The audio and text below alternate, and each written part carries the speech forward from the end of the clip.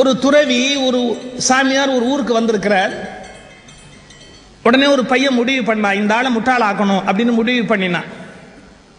ஒரு சின்ன பட்டாம்பூச்சி, வண்ணத்தி பூச்சி, அதை எடுத்து பாக்கெட்டுக்குள்ள அப்படி விட்டு, பேண்ட்டுக்குள்ள அப்படி விட்டுக்கிட்டு மெதுவாக அந்த சாமியார்ட்ட வந்து கேட்டான், இது உயிரோடு இருக்கா செத்து போச்சான்னு.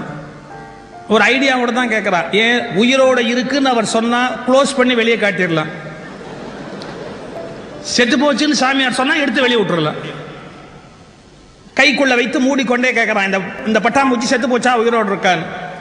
சாமியார் ரொம்ப அழகா சொன்னார், உள்ளது உள்ளபடி சொல்வதென்றால் அது உன் கையில் இருக்கிறதுன்னு. நண்பர்களே, இந்த பட்டாம்பூச்சி தான் வாழ்க்கை, அது உங்கள் கையில் இருக்கிறது. நீங்கள் அதை சரியாக பயன்படுத்தவில்லை என்றால் அது அழிந்து விடுகிறது, சரியாக பயன்படுத்தி விட்டால் அது உயிரோடு இருக்கிறது. உங்கள் வாழ்க்கையை நீங்கள் தான் நிர்ணயிக்கிறீர்கள்.